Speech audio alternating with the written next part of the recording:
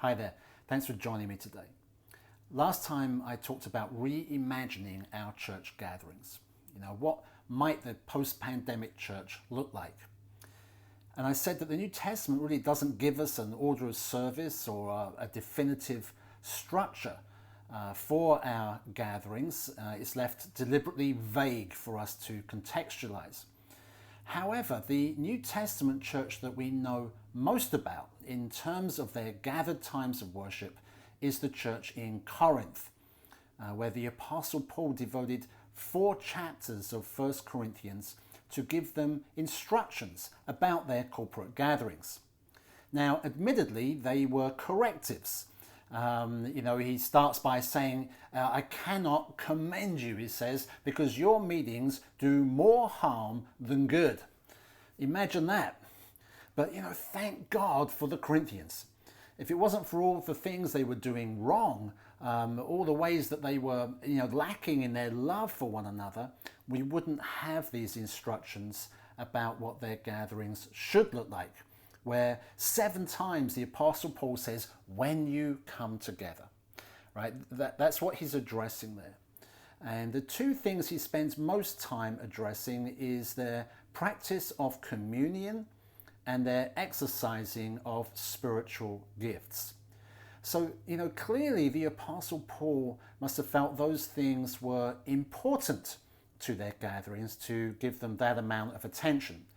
So, for example, even though the Corinthians were misusing spiritual gifts, Paul doesn't forbid them from exercising them in their meetings, like some churches might do today. In fact, he does the exact opposite. He says, earnestly desire spiritual gifts, right? Fervently desire, go after the spiritual gifts. And then a little later on, he says, and do not forbid speaking in tongues. Now, he gives the reason why in chapter 12 of 1 Corinthians, where he says this. He gives the reason here. He says, to each one, the manifestation of the Spirit is given for the common good. And then he mentions some examples of those manifestations, including, he says, gifts of faith and healing, working of miracles, prophecy, words of knowledge and wisdom, various kinds of tongues and interpretation, and so on. And so he makes it very clear here, there is a great diversity of spiritual gifts, and that the Spirit is the one who gives these gifts to each one of us whenever and wherever he determines. But he says here that we're to use them to serve the other members of the body. It's one of the ways that we can demonstrate our love for one another is through the use of these gifts. And because not everyone has all of the gifts, it's why we need one another, right? He says, we all have a part to play in the building up of the church body.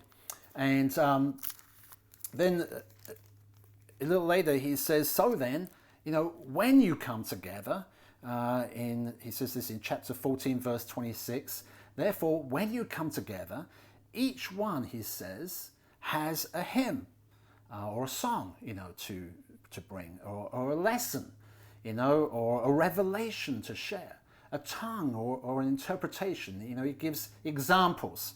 And he says, let all of these things be done for the building up of the church.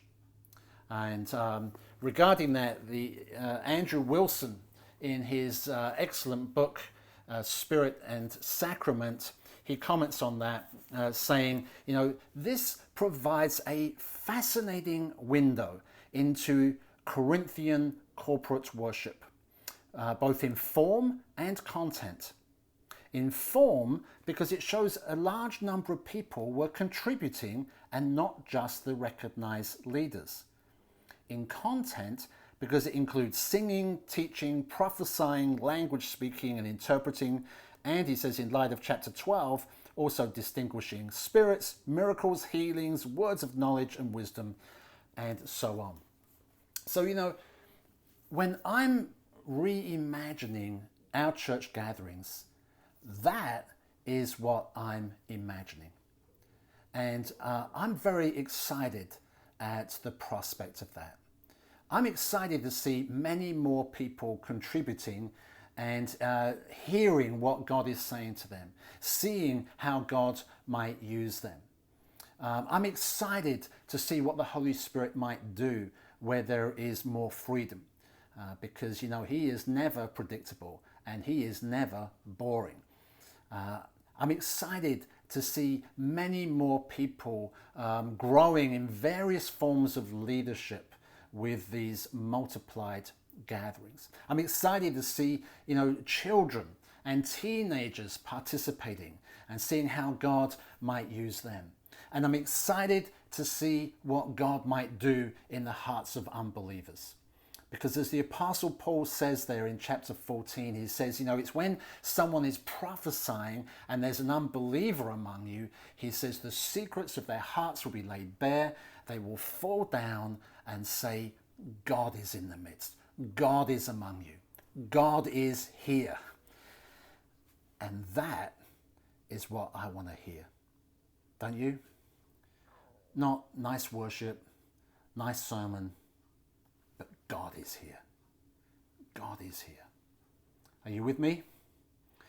Now, what about the Sunday sermon, I hear some of you saying?